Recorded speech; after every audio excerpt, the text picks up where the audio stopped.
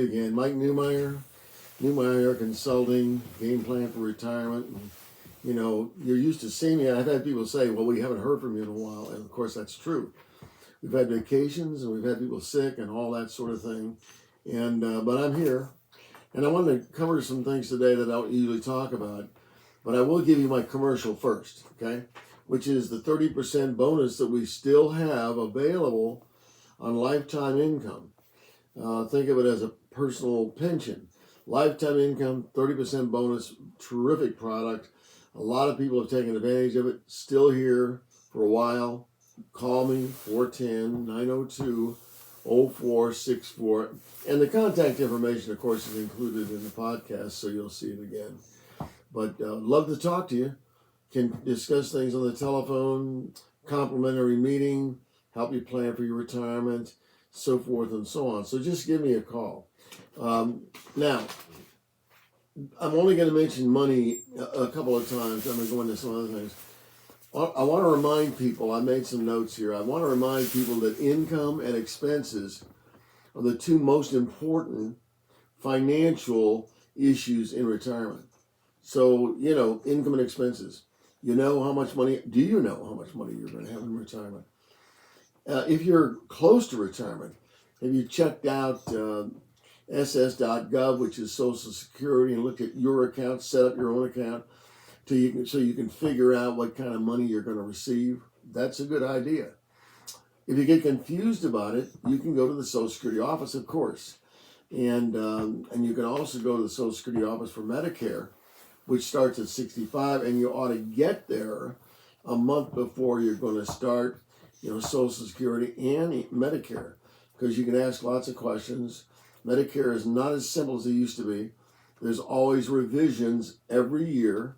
There is a publication that they have for all of us that you can receive once a year. Typically, you'll find it at the post office, but that's a real digest. I mean, there's a lot of information there.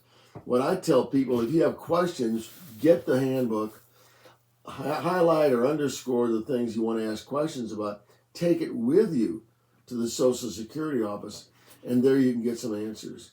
And I think that's very worthwhile, because that is a very confusing publication. Okay, so that's that. And I want to talk about other things besides money. And I want to talk about what I call real life in retirement. Things that people typically don't mention when they come to me, because they're more concerned about their income and what it's going to be and so forth. But these are real issues, and they're things that I hear about after people retire. Typically, they'll talk about what's going on with their family, what's going on with their friends. They'll talk about sometimes being lonely. Those are things that are going to happen. And I don't think anybody can really avoid those kinds of issues. Is your family going to still be around in the area, or are you planning to move? Are you going to keep your home? Are your friends going to stay around the area? Are you going to still have the contacts that you have now? And I tell people they ought to build their support, group early. They ought to work on it now, not when they're not when they're going to retire. They should have that support group in place. And they should let people know, I'm really glad that you're here. I depend on our relationship. I love to meet with you as we do. And I'm glad you visit my home and so forth, and the things we do together, because you're doing the same thing for them. But you all need each other. Some of them are going to drop out. You know how life is. Some will move away. Some will get divorced and move away. Some will simply pass. So those are the things you have to anticipate. Not all positive, but you have to know that that's what you're going into in retirement. So those are some things. What about your home and relocating? Are you, like so many other people, are you going to pick up roots and go to Florida or some other place? I have people retiring to live with their family in Connecticut. That isn't great weather, but they're doing that because they've got family up there.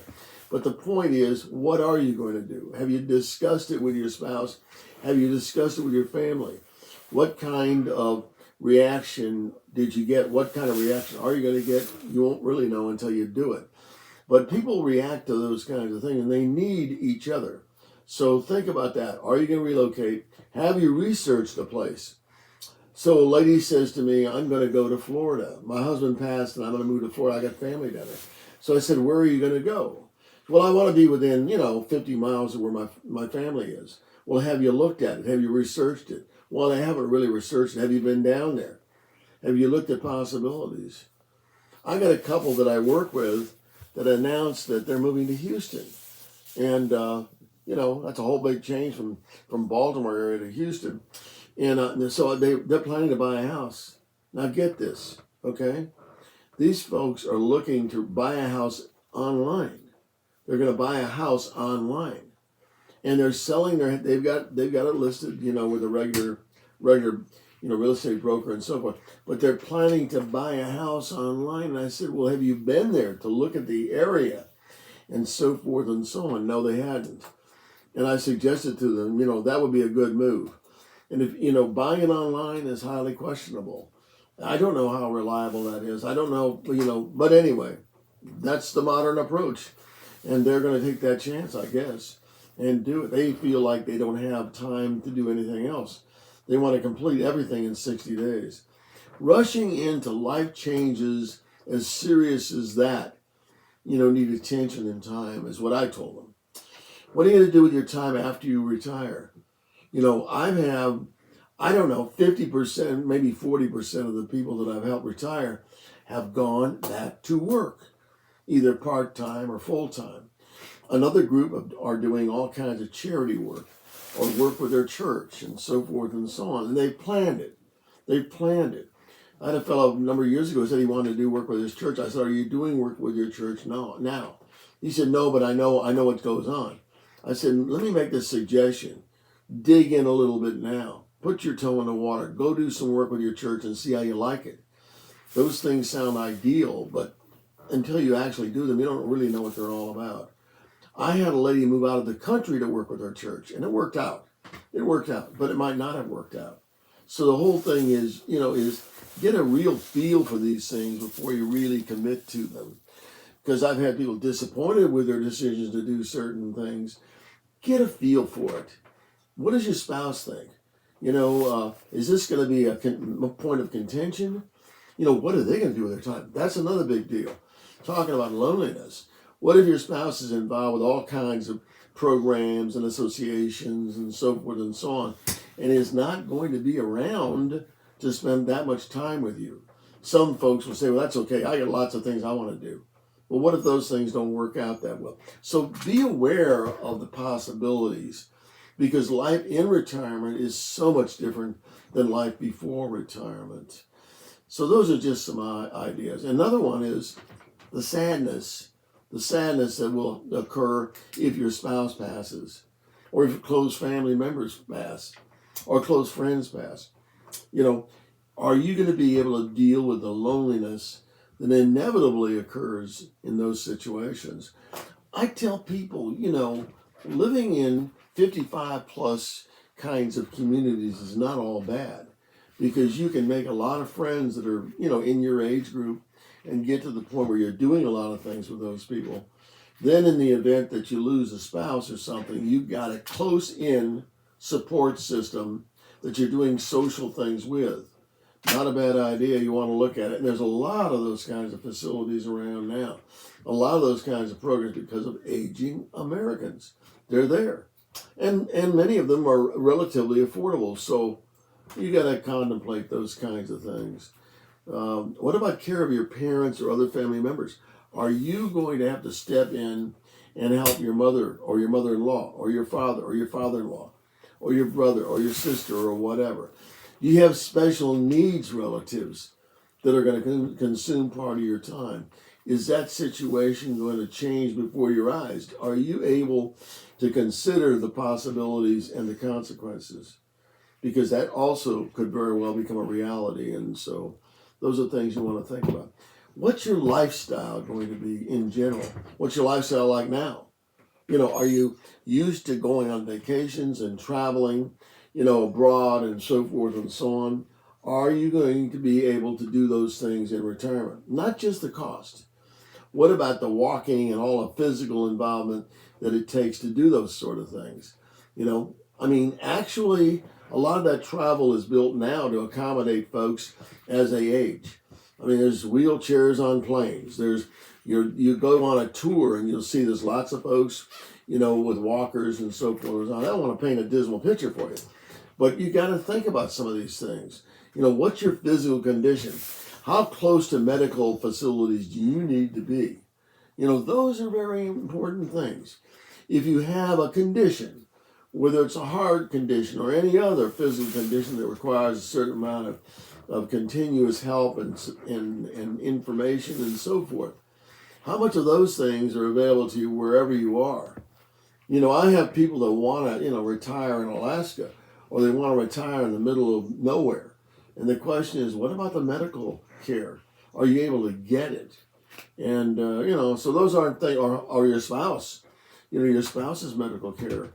Are you able to get it? And I know people that have moved out in the wilderness, so to speak, in the middle of Montana, in the middle of Arizona, in the middle of Nevada, and so forth and so on. You got some risk there. If you're a veteran, how close is the veterans facilities? Those are things you got to think about. And I had some folks that were retired military, and they were going to use and plan to use, the military health care, TRICARE, etc., in the area. And there was a base in the area. Well, guess what happened? The base closed. Before it closed, they reduced the medical care available at that facility, and a lot of it at least, and the help that they need went away. So then, where was the veterans facility, and so forth? You got to think about some of these things. Do you make a relocation as a permanent thing? Do you sell your house and buy something? Do you rent your house out and rent something? Where you're trying different things out. I mean, think about the possibilities. That's the main thing. Just think about the possibilities. And what about setting? What are you doing about setting money aside for major expenses that you haven't thought through? Maybe you have thought through some of them. If your car is 10 years old, are you going to replace your car? What's going to happen next? What is your accident record? Are you going to see increases in your insurance? There's a lot of things that can happen, may happen. What about taxes? Have you looked at the consequences? If you have money in the market that's you've left alone and so forth, is there going to be capital gains at some point? In some of those products there is, some there aren't. But the whole thing, and how are you doing in the market? Not to go back to the money thing, we try to get people into safe money guaranteed income for life. That's what we are involved with, because the market is not a guarantee. No guarantees in the market. If you want guarantees, talk to us. We've got products that guarantee you lifetime income. So those are some of the ideas that I think about, now, because I've been doing this for 25 years, and I've seen what people go through, and I haven't covered everything. One last thing, and we supply this to our clients, and that is have all of your information, financial information, life insurance, annuities, anything and everything, real estate information, taxes, all of that information in one place. And we provide our clients with a catalog, or not a catalog, but a bookkeeping product where you can insert all this information, and the next thing you have to do is, of course, you have to have a person with with all this information, and they have to have power of attorney. So those are some things, and of course that brings into the question of estate planning. That's another issue. Have you done it? Have you worked with a lawyer? Have you worked with your accountant? Have you worked with your bank? All those kinds of things that need to be addressed. 5-6 years before you actually retire. So those are just some ideas. You want more ideas? Call me. I'd love to help you put a plan together and discuss some of these other kinds of concerns that you may face. So give me a call, Mike Newmeyer, 410-902-0464. Thanks very much.